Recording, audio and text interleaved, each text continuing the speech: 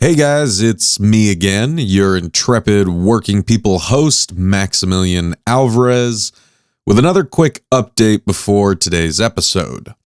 So if you listened to our episode earlier this week, then you heard my announcement that we here at Working People are teaming up with our dear friend and host of the show Morning Riot, Mel Buer, to put on a 6-hour live stream fundraiser for the 1,400 workers who have been on strike at cereal giant Kellogg's since October 5th.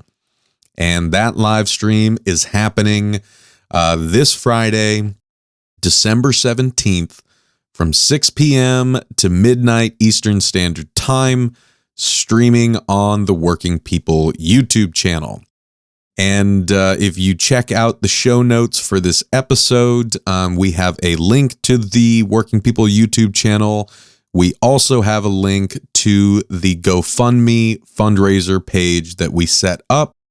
And a reminder, as I mentioned in my little introduction in the episode earlier this week, Mel and I have been working with the 4 locals of the Bakery, Confectionery, Tobacco Workers, and Grain Millers International Union, or the BCTGM, which represents these striking workers at Kellogg's plants in Omaha, Nebraska, Battle Creek, Michigan, Lancaster, Pennsylvania, and Memphis, Tennessee. And all of the funds that we raise, 100% of them through that GoFundMe campaign, will be divided up equally and sent to the 4 different strike funds for those different BCTGM locals. Now, we've been planning this live stream. We've got a lot of great guests coming on, including representatives from those local unions. We've also got some surprise guests that you're just going to have to watch to find out about. But we've also got some, amazing guests that we have let the public know about, including Marianne Williamson, including Alex Winter, including perhaps special guest messages from Crystal Ball. And we may also be hearing from other workers like at the Warrior Met Coal Strike, the Columbia Strike. So it's going to be a great solidarity-filled 6 hours, and it's for a really important cause. So please, please, please join us on the live stream at 6 p.m. this Friday, December 17th.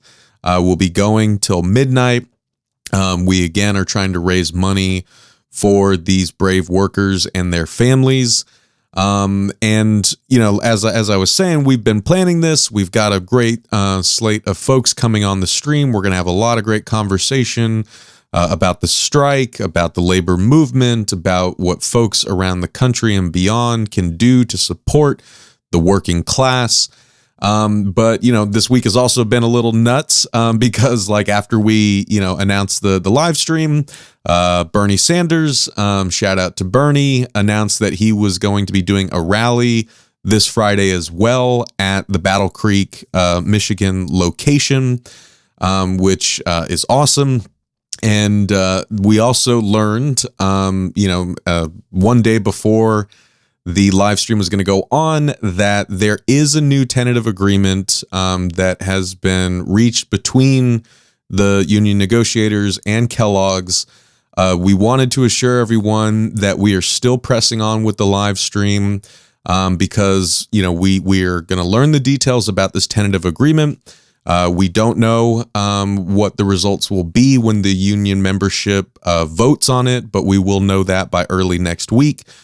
But, the fact of the matter is that these workers have been on strike since October 5th. They've been on meager strike wages for that time. The holidays are coming up. And again, the strike may continue. We don't know. We'll hope for the best, and we will keep y'all posted with any developments that we hear about on the live stream and afterwards. But, these workers still need help. They still need our support. and we can still use this live stream to raise awareness about their struggle, to raise funds for them and their families, and to also, bring on other folks who are fighting the good fight around the country, help build cross-class solidarity, solidarity between workers in different sectors of the workforce, and between all of us who will be watching and who are paying attention. And so I just wanted to let y'all know that the live stream is happening. One more time, that is this Friday, December 17th, from 6 p.m. to midnight, streaming on the Working People YouTube channel. Please hang out with us during the live stream. Help us spread the word. Share it on social media. But if you can't join us, then again, the GoFundMe link for the fundraiser is in the show notes to this episode. Please donate what you can. Spread it around. Ask others to donate. Thank y'all so much for all your love and support. All right, now on to today's episode, and I will see y'all on the live stream.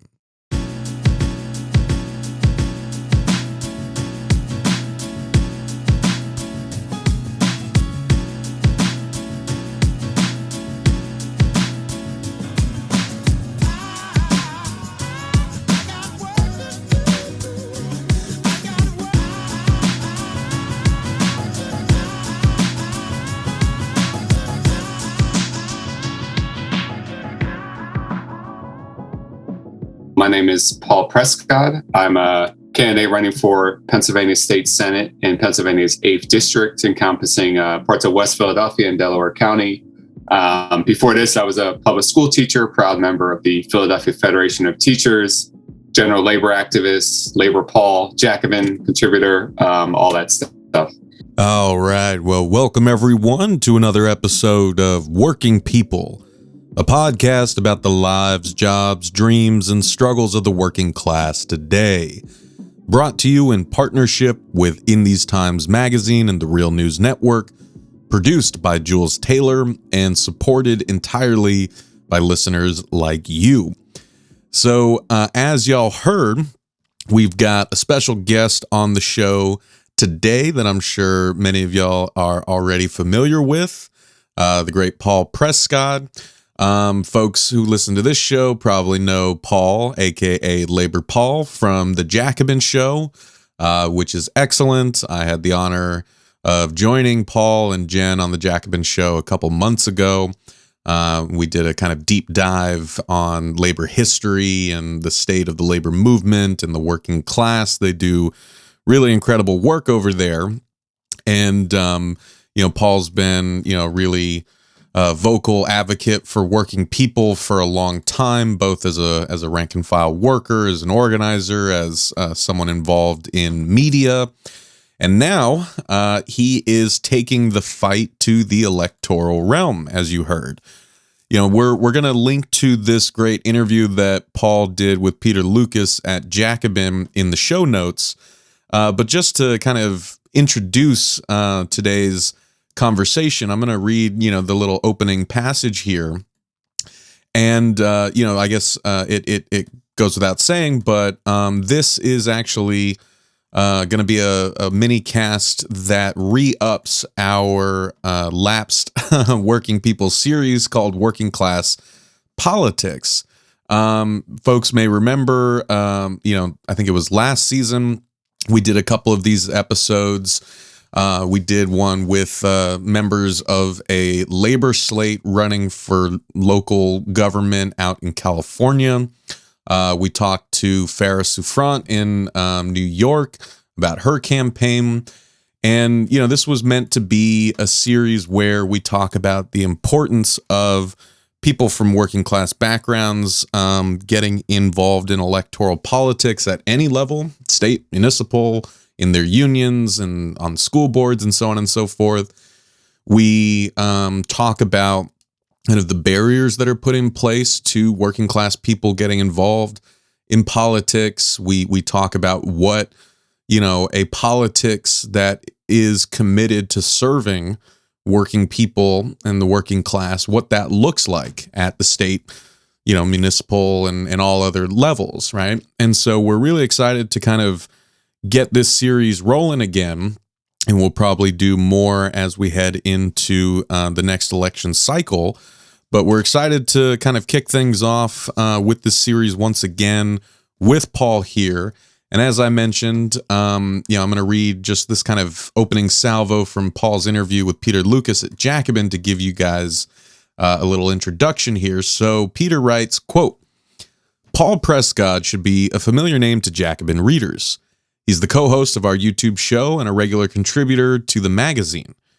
As a rank-and-file teacher, Prescod has been an activist in the Philadelphia Federation of Teachers, and he's running for Pennsylvania State Senate in its 8th district, pledging to make organizing around working-class issues and legislating universal programs his top priorities. Prescod's campaign is in its early stages, but he has already earned endorsements from Teamsters Local 623, Teamsters Brotherhood of Maintenance Way Employees, AFT Local 2026, Temple Association of University Professionals, and the Philadelphia Democratic Socialists of America, end quote. So, Paul, I guess with that sort of greasing the wheels here, normally I would have you on the show to kind of dig into, like the standard fare that we talk about on this show. But I'm excited to kind of turn the mic around and get to know a little more about you and your campaign. So why don't we start there? I guess, again, for folks who know you as Labor Paul, folks who know you through Jacobin, but are maybe now just kind of getting a deeper understanding of who Paul Prescod is and where your politics comes from. Why don't we talk a little bit about that? So who is Paul Prescod and why is he running for office? Yeah, well, thanks again so much for having me. And it's funny, I feel like I have kinship with Bernie Sanders in that I kind of naturally rarely talk that much about my personal life, but there's definitely a connection there between that and what I'm doing now. I guess to go way back, and since Barbados was recently in the news with the official removal of the Queen, my father is from Barbados. He immigrated to this country in the mid 1970s, and I mention that because he is also a public school teacher. Actually, just recently retired. Congrats, Dad, on that. But during his summer breaks, I used to go with him and live in Barbados for 2 or 3 months out of the year with a family that is still over there, and some of them were very active in the Barbados Labor Party. They're lucky; they actually have 2 labor parties, unlike our 0. But so I was heavily kind of influenced by them politically, even before I knew it. As a kid, I didn't necessarily think I'd be getting this involved in politics, but some of them have been trade union activists, active in the Labor Party. So that really just set the framing for me going forward before I even knew it. But when I really got involved was my freshman year at Temple University, which is a college in North Philadelphia. I count myself lucky because that year, there's a hospital attached to Temple called Temple Hospital. The nurses went on strike. And I, by chance, kind of got involved in the Student Solidarity Committee organization with the nurses. And, going back to that year, this was 2010, right after the recession. And that year actually was a record low number of strikes in the country. I forget the number, but very small amount of strikes. And this happened to be one of them I got involved with. And it was very inspiring. I didn't envision at the beginning getting so passionate about it. And I think what really hit me about it was that as I began to realize as I talked to nurses who were involved was like, they're actually striking mostly for patient safety, not just their own pay and benefits. So they were striking for safe staffing ratios in the hospitals, for the right to speak up against unsafe conditions in the hospital. And so it was a very successful strike. There was a really great community support component to it. And it was good timing as well, because I've been starting to read about, left politics and all these sort of things. And this is a great concrete example. This is what you can do. This is how working people can actually stand up to corporate power and win. And so from that moment on, I was, totally sold on the labor movement. Especially, I wanted to get involved. So, my days as a student was spent, in solidarity with the labor movement. It gave me a great opportunity to get to know unions in the area, get to know what it was all about, get to, harness my skills as an organizer. I kind of went from there. And so I started teaching in Philadelphia's public schools in 2015, became, very active in my own union, the Philadelphia Federation of Teachers. And, this campaign is about many issues, but, education, of course, is very, dear to my heart as a teacher. And, there's also, I think, just no greater example of the impact of austerity and disinvestment than what's going on in our schools, not just in Philadelphia. I mean, honestly, many parts of the state and, of course, many parts of the country. And, I truly feel that if we keep going down this path, in the next 15, maybe 20 years, we'll be looking at a totally privatized school district in Philadelphia. And, it's happened in New Orleans. After Katrina, they took that opportunity to totally privatize the district. So I think we were one or two crises away from that happening in Philadelphia. It's common to have schools that are, literally falling apart. I mean, we've had cases where roofs have been caving in, school buildings that have mold, lead, and asbestos, schools that don't have full-time nurses, and kids have actually died during the school day in the last decade because of that. So, there really is no overstating the crisis in education. And again, going back to this method of disinvestment from our communities and from the public sector, and this continued concentration of wealth at the very top. And I think what we're seeing in education is really, we're seeing everywhere, whether it's our infrastructure, our healthcare system, our housing, it really comes back to that disinvestment. And this campaign, if I really had to sum it up, is about public investment, reinvigorating the public sector, and really investing, in our communities again. Yeah, I remember kind of having a similar conversation with Terrell Hagler, the your fave trash man over there in Philly. That's right. Yeah. And we kind of talked a little bit about this, right? And he has a really, I think, beautiful philosophy, right? On, you clean up your neighborhood street by street, next you take on the city and then the state and then the world, right? So it's like, this grab a broom or grab a shovel sort of mentality for folks, at the grassroots level to, really do what we've seen, standard politicians won't, right? Which is take care of us, provide the services and investments that our communities need to thrive, instead sort of channeling all of that into this machine that further empowers and increases the wealth of the people at the top. And, I wanted to sort of build on what you were saying there and ask more about the campaign itself and your trajectory, right? So how you basically got to this decision to run for office, and how, your experience in the city, in the labor movement, shaped the campaign and what the campaign is about, right? Because I feel like this is a really interesting moment where, after, I think, 2016, a lot of us on the left or newly on the left, right, started looking for ways that we could channel the energy that folks were channeling into like the Bernie Sanders campaign, how we kept that fire burning, how we, didn't just kind of collapse into despair and just go back to relying on the standard politics that have put us in the position that we're in now. And, I feel like there are a number of different fronts that's happened on, right? So, like you and Jen, right, there was a lot that I found in media that I thought could help, right, to sort of popularize these political messages, to lift up the voices and struggles of working people, which y'all have been doing a great job of over at Jacobin. But I know other folks have channeled that energy into the labor movement. Right now there are a lot of folks after we're talking a day after the first corporate owned Starbucks store in the United States unionized over there in Buffalo, which is awesome. And now you got a lot of progressives saying like, all right, we all need to go work at, Starbucks or Amazon. We got to keep this unionization push going. Anyway, so the point being is that, there are a lot of different ways that I think people have found to channel that energy, not just in like posting online and stuff like that, which is really exciting. So you've kind of done a number of those, right? Like, you, as you said, you were invested in the labor movement even back when you were a student. And then, as a teacher in the Philadelphia Federation of Teachers, you've been doing media work at Jacobin. So what, I guess, pushed you to feel like running for office was the next step?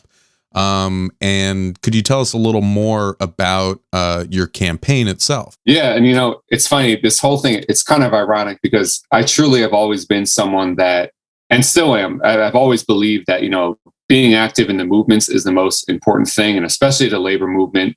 And honestly, and I know this is probably the corny thing every candidate is supposed to say, but it really is true. If you would have asked me over 2 years ago, would I ever run for office? The answer was hell no. Don't want to do it. I believe the labor movement is more important as a site to be in. And, that was how I truly felt. But, I've definitely been, and I think so many of us have been inspired. I mean, starting with Bernie in 2016, candidates at the national and local level who have shown us, there's a way to do electoral politics differently. It doesn't have to be the same cookie cutter route, not just in terms of the platform, but approaching electoral politics as an organizer and using, it being one way you can help to further a movement or give a movement a platform, in the state. And, and I think this has, of course, been a very long ongoing debate, probably forever on the left, especially in the US, about the tension between electoral politics and movement work. And, what I've kind of found is that I think that debate as it exists in the United States kind of reflects our weakness as a left, honestly, because, going back to referencing, Barbados or really anywhere in the world that has developed, whether it's a Labor Party or a Socialist Party or whatever, I think the people there understand more as a matter of fact that, of course, you need a movement, whether it's labor or other social movements, but also we need these movements reflective in the state, that we got to be able to kind of consolidate gains through legislation or move through things forward there.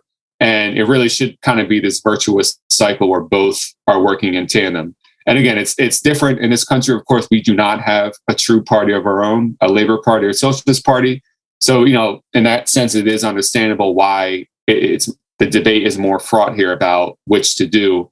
But, we have seen, no one can deny, and I was caught by surprise by this in 2016, how much Bernie Sanders movement helped further the left movement in this country. I think there just can be no denying that at this point.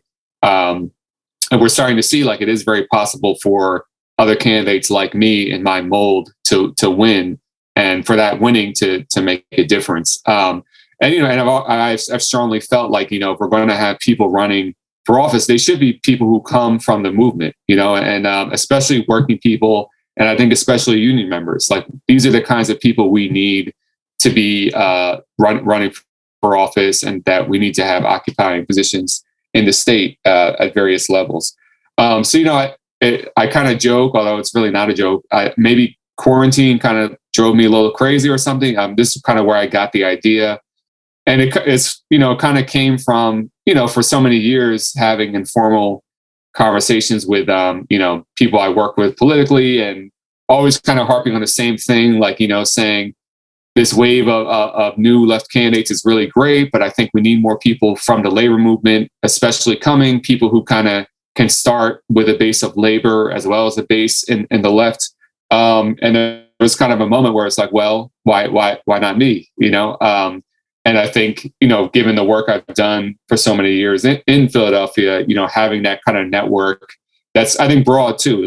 Yes, I'm active in labor, but it's not just labor, other kinds of movements, DSA, that kind of broad coalition. I think that's a strength that I'm bringing to this, is kind of having a foot firmly in the world of the left, progressive left, broadly speaking, and the labor movement. And these two worlds, of course, are not always working in tandem. And a lot of my work in the past has been trying to bring these worlds together in a productive way. So that kind of what impacted it, this decision to run. And, it's a tough decision. And I'm sure you've talked about this before in this series, and, we can talk more about it today about it's a tough decision as a working person because, I had to stop teaching this year. I mean, if you're going to run seriously, at least I think you pretty much have to do it full time. So this is a financial, hardship to even do this. And there was honestly a unique kind of set of circumstances personally that allowed me to even take this risk at this moment, even financially, to do this. So that's just a barrier that is going to come up all the time, unfortunately, for working people.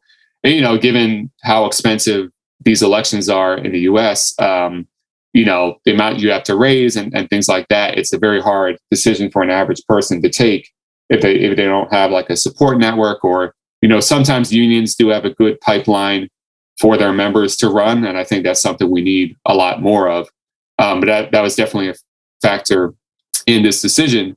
In terms of how the campaign so far, one thing I'm proud of is how we've been able to start from the beginning with this much labor support. And, it honestly is not very common for someone like me, challenging a longtime incumbent as I am, to have that kind of early labor support. There's many reasons, and many of them honestly understandable reasons, why often unions don't want to take that risk, even on someone who might have clearly a better labor platform.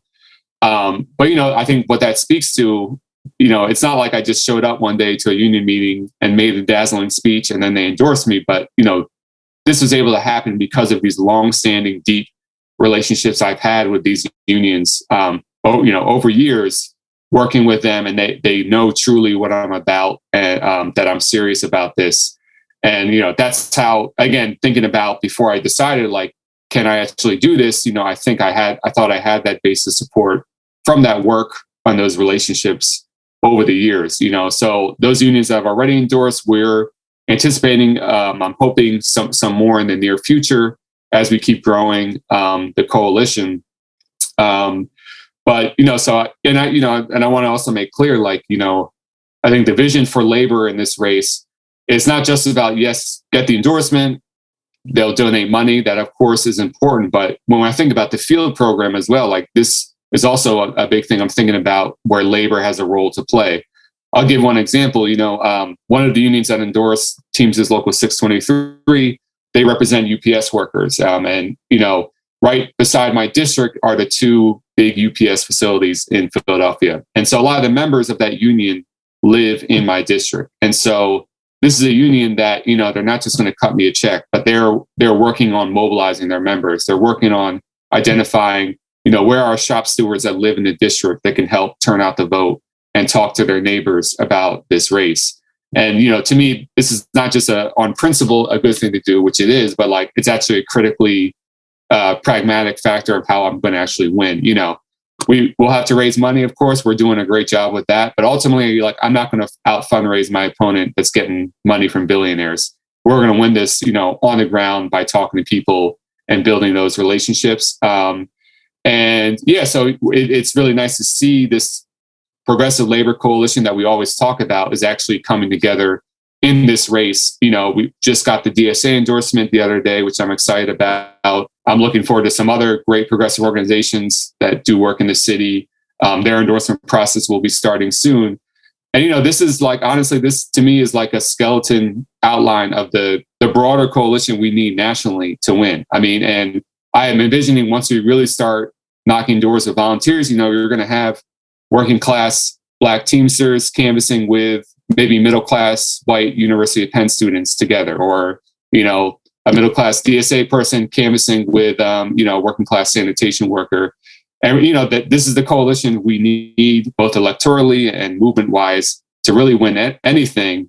And that's what I'm hoping to bring together in this race, is that kind of broad working class coalition in all its diversity. And I know I've seen some things you posted, Max, on Twitter about this. We really need to embrace this vision. Like, working class, of course, is not just someone in a hard hat. They are, of course, part of it, and they are very important. But, even just you look at my endorsements, it includes UPS workers, railway workers, but also, faculty at our Community College of Philadelphia, which is a really important working class institution. So many of my students I've taught at the high school level have relied on the Community College of Philadelphia, to get a good, affordable education. And, so those people are also part of what we mean by the working class. So that this is about bringing together the working class in all its diversity, not just by race, but also by occupation. Yeah, man, don't trigger me. Don't Right. like it is definitely a constant point that we harp on this show, right? It's like we should be Right. looking at every chance we have to build bonds of solidarity between, different segments of the working class. Right. Obviously, different types of workers doing different types of jobs, are different. Yeah. No shit. Everyone knows that, right? That's the task. The task is to find ways to unify the working class, not to kind of segment them, divide them up, and try to identify like the one or two segments that you can put all your chips on. Like Right. that doesn't work, right? So it is really exciting to hear folks like yourself really sort of go into the mat on that philosophy. Right, that we can, build winning kind of coalitions within the working class and across class divides to support, like politicians or union officials or what have you, people who are going to actually fight for working class folks. And like as far as the campaigning side of that goes, like I guess the thing to really stress here that is really kind of changed in just the past few years is that we've seen that can work, right? I think it's easy for us to lose sight of how novel it was when, AOC won her race, right? Through what you're talking about, right? She, Ocasio-Cortez was going up against one of the most untouchable members of the Democratic Party who was incredibly well funded, had the whole party machine behind him, and through that sort of, knocking on every door mentality, Right. speaking to the needs of the working people in her district, she kind of shocked the entire establishment. And we've seen that kind of play out in a lot of other local races as well. We've also seen, to, I guess, give one other example, like India Walton, that's how she won the Democratic primary in Buffalo. But then we saw the fucking shenanigans that were pulled there, and how basically the Democratic incumbent broke the sort of unspoken or actually quite spoken rules about like these elections. And yeah, we could talk about that all day, but the reason I bring it up is because I wanted to we'll round out by talking a little more about your district specifically and what kind of a working class serving politics would look like at the state level, what has perhaps gone wrong in the ways that district has been represented up until now. So we'll round out by talking about that. But before that, I wanted to pick up on that question that we do ask, over and over again on this Working Class Politics series, which is like, what does it actually take to run a campaign, to build a campaign? Like, I guess, could you give us a sort of behind the scenes look of like that decision you made, what it actually looks like to build a campaign that's taking on a powerful incumbent, and what it says about the kind of larger barriers to getting working class folks in electoral politics? Yeah. It's tough, and I think, the first decision and the thinking I had was, who's going to be my core team of, and I'm not even talking to hired staff, but, really needing a support base of people, but, not just people who will support you emotionally or things like that, but also like people who have different kinds of skills to help you get the campaign off the ground. And again, that was a big thought process, before doing this run, is like, do I have that base of support of people who will be like the core volunteers, the core people donating and things like that. And this is what helps about being a part of an organization. So whether that's a union or a DSA or both, in my case, these are the people who at the very beginning helped me think through this and helped me really start to get things off the ground. I'll say, it's unfortunate things are this way, but the really biggest thing anyone would have to think about is like, can you raise the money? Again, I hate saying that, but until we have publicly funded elections, that would be the most important consideration. A lot of people think like, money for like signs and buttons and stuff was like, yes, but like, you got to remember, like, I have staff now that I need to pay a living wage. So So it's, that's literally where the bulk of the money is going to, and, and things like that. And of course, depending on the level seat you're running for, like city council races, depending on the area, can cost a lot less. State Senate costs a lot more. And obviously Congress is usually on a whole different level. But, and again, I kind of see this whole campaign as a very organic outgrowth of the work I was doing as an organizer. So, most of the people who have been donating to me are people, I've organized with, and I've built this network with both locally and at the national level over many years, who know me from that work. And now that has translated into people willing to donate and spread the word and things like that. So I think, if anyone's thinking of running, it's really thinking about, like, do you have that kind of base and network to support for the logistics of the campaign, but also like for the fundraising. That, again, it's unfortunate that it's such a prominent part, but it's something you have to think about, is like, do you have the money? Can you get the money to run a very viable campaign? And also, being creative. And I meant to bring this up when you mentioned before about kind of my work in the media world. I guess we have to think about everything we've built on the left, especially these last 5-6 years. This is a whole infrastructure, including media. So it's like, this is partly a fortunate thing, the way the timing worked out. But, there's many people that would have never known me to donate, who are donating now because they know me from the Jacobin Show, or, and so that's something we can use to our advantage. Or, me going on other shows exposes me to more people who, even if they don't live in my district, they can donate and things like that. So I think we have to look at the totality of what we've built as a left, and, all of this can play a role in our movement work and our electoral work. So, we've tried to be very creative about fundraising as well, getting, different people in different parts of the country can do a virtual fundraiser. I'm actually going to New York City tonight to do a fundraiser with some DSA folks up there. So trying to be creative about how, the fundraising and the network building as much as possible. And the good news is, we have much more of an infrastructure to do that now than 4 or 5 years ago. We have a lot more to work with to get these things off the ground. And then, going forward, it's on a personal level, again, it's tough. I mean, again, in my eyes, I think like it is a full-time thing, especially if you're in a really tough race against an entrenched incumbent. Like, it's just not a decision I think you can take lightly or do part-time if it's going to be serious.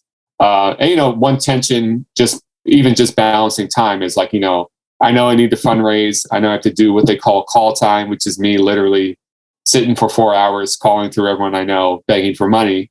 You got to do that. And that is ultimately the most effective way to fundraise. But also, I want to make sure I'm knocking doors, getting to know people who don't know me yet and things like that. So, balancing the time and the priorities of what you're doing is definitely a challenge. And I think for people struggling to identify with the left who are running, I think you always have to keep in mind, like, yes, I got my crew, my hardcore DSA crew that's going to ride for me in the district, and support me. But that also means I need to spend a lot of my time talking to people that don't know me or don't know what DSA even is. You know what I mean?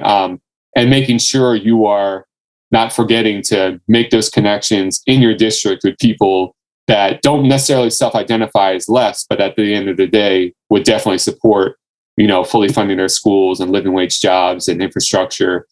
So I think that's something candidates should keep in mind. And also, I think this plays into social media use as well.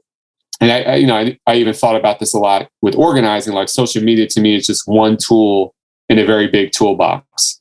And I think it's easy to kind of get carried away almost with an ego on social media. You could post something, gets 1,000 likes, 500 retweets, but you got to think of, like, if 950 of those likes are people who don't even live in your district, don't think too much into that. Again, you got to, at the end of the day, this is about votes within a certain geographic area. But social media at the same time is a powerful tool. Again, whether it's fundraising, getting more people to know about your campaign in the first place. But I think just keeping it in perspective of, this is just one tool you have to use. And I think you can get there's a risk of getting an inflated sense of your support through social media, in terms of an election campaign. So just making sure you're doing what you need to do in your own district to get to know more people that don't already know you.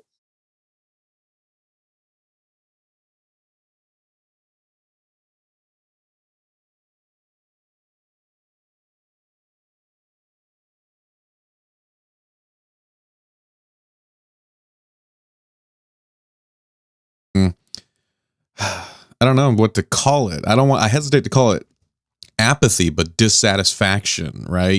Being fed up with electoral politics at all realms, right? I mean, like, no one, this is, the thing that Bernie Sanders said that I know you've been talking a lot about, that we stress on this show, right? Is that like the most important voting block in many ways is this kind of great mass of non-voters, right? And you have so many reasons why people have lost faith in electoral politics and don't vote, don't care, about the kind of nice slogans that this or that candidate has, because we've all been burned too many times. So I wanted to kind of round out by asking a bit more about that, right? Like, like I said, like this series, Working Class Politics, is really meant to try to kind of give people a behind the scenes look of what it takes to run, for elected office, if you're a working class person, or what it looks like to bring a politics that focuses on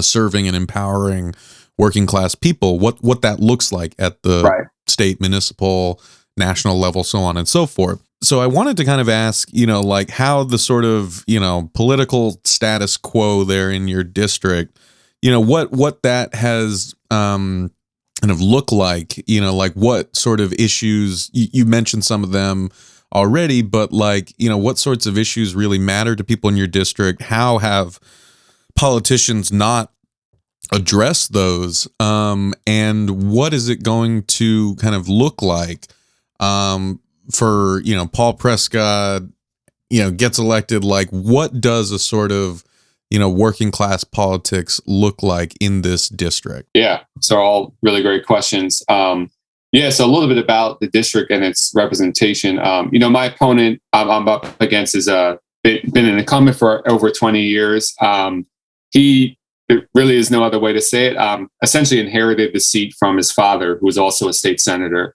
And in the 22 years he's had the seat, has never been challenged in a primary, believe it or not. And I think what that breeds is kind of this low voter turnout, because for so long, no one has really had an alternative really to vote for, or been motivated to really decide between two different options. So, if he's being voted for, it's kind of like, well, he's on a slate with a bunch of other Democrats and his name is there, no one else is there, so let's just punch his name, sort of thing.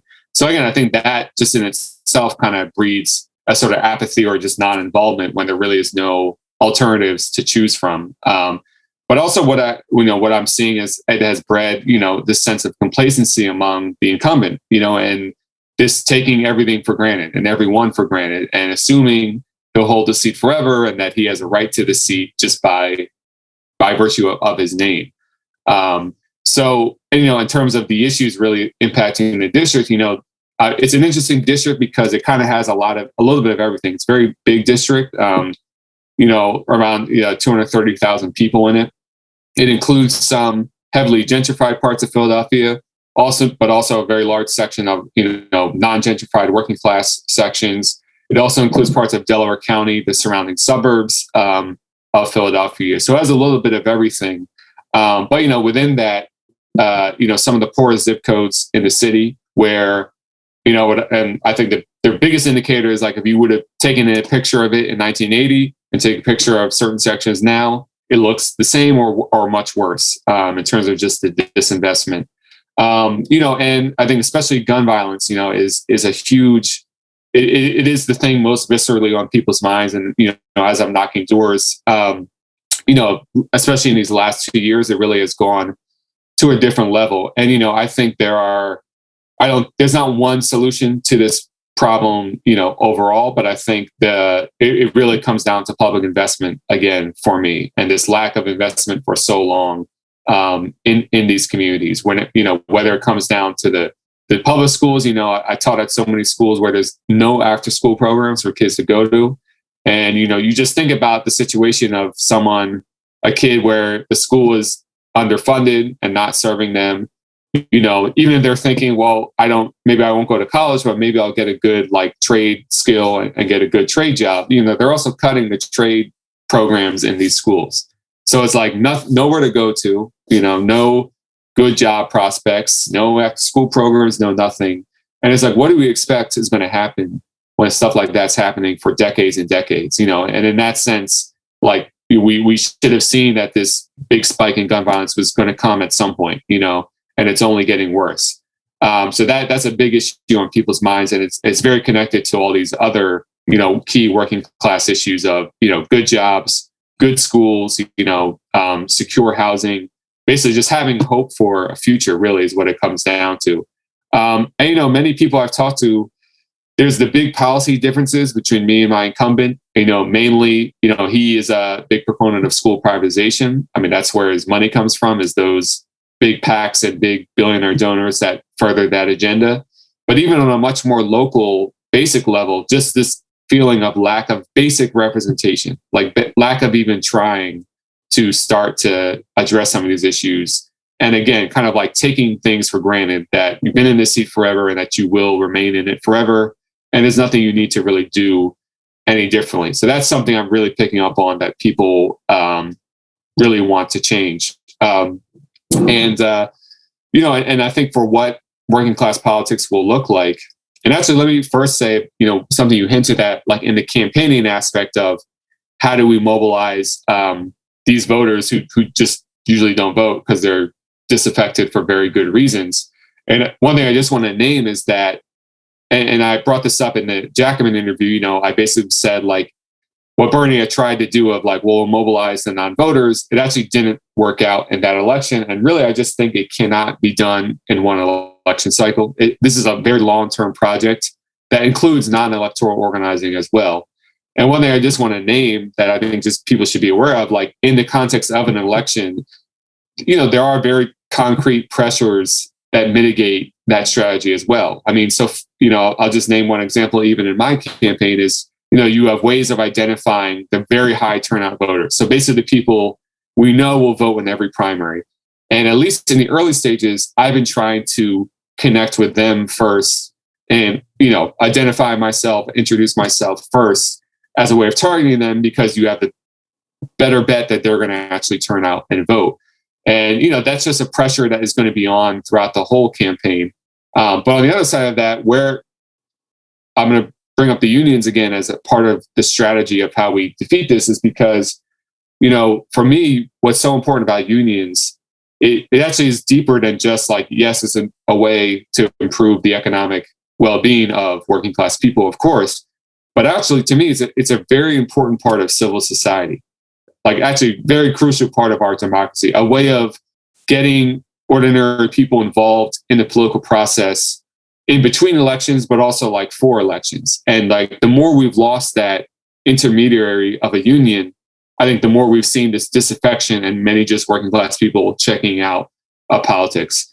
And I think this can play a factor in my race. So again, with some of these unions that have endorsed, and I think especially some more of the blue collar working class unions like Teamsters and hopefully some more in the future, again, if the union will throw down in this race and really take the time to connect with their members, I think you'll be able to start to see they'll be able to get some members to vote who maybe don't normally vote, and see this campaign is different because they remember me from 4 or 5 years ago being on their picket line, and almost every picket line since then standing with them, and they feel they have more of a stake in this race. So, and I just mentioned that to say again that I think the union buy-in is actually a step towards achieving this goal of reinvigorating working class participation in electoral politics. But it's definitely a long process, and I wouldn't claim that I will be able to do it totally in just the confines of my one race. But yeah, I think broadly, what does this working class representation look like? Well, one thing I'll say, and this is to me, what was the most compelling part of Bernie's campaign, and honestly, some of his history, even going back to his days in Burlington, was this idea of what does it look like to be an organizer in chief or use the office to further a movement? And, what I'm thinking about is that there's a high chance that even if I do win in Pennsylvania, we'll have a Republican-dominated legislature. And it might be very hard to move, transformative legislation. But still, let's say there's a strike taking place in my district or even just in the city. You have a role, if you decide to, as a state legislature, to involve yourself in that fight, you can actually tip the scales in favor of the workers or the union, or if there's a unionization drive and the company is doing union busting, again, you can insert yourself into that and affect the outcome in favor of the workers. And that's the kind of stuff that I'll be doing, if I'm elected, is really having a close partnership with unions, with community organizations, and it's not just about labor. The same can be said of a housing fight or a healthcare fight, using my office to help these movements win and build power together is a big part of, my vision of what this is going to look like. And another part of this that I think is very important is, this question of Green New Deal and green jobs and how to relate to the unions on this. And we're starting to make some progress in Philadelphia and across the state with unions bought into the idea of green jobs and things like that. But again, that's a role as a state senator. You can kind of convene these sort of meetings and these coalitions between unions and environmental activists and really work together to hammer out in concrete detail, what is this going to look like? Like, what would a real transition away from fossil fuels look like? What are some projects we can start doing right now with union labor? And how do we facilitate that? I think elected officials, again, if they wanted to, if they have the idea to do it, that's stuff that they can and should be doing. This is stuff that doesn't necessarily take passing a law to be able to do. But broadly legislatively, again, this campaign comes down to public investment. And I think the key part of that is identifying and naming and going after the big corporate villains in the state that have been getting away for too long with just not paying taxes, or we have a big problem with corporations setting up a headquarters in Delaware to get around paying anything. So really going after them and saying, we're not going to get anywhere until we bring in more revenue for public investment. And the only way we're going to do that is by taxing the rich. And I think there's more of a mandate now than ever to do that. If we look at what happened during COVID, these fantastically wealthy corporations use COVID to get even more insanely richer.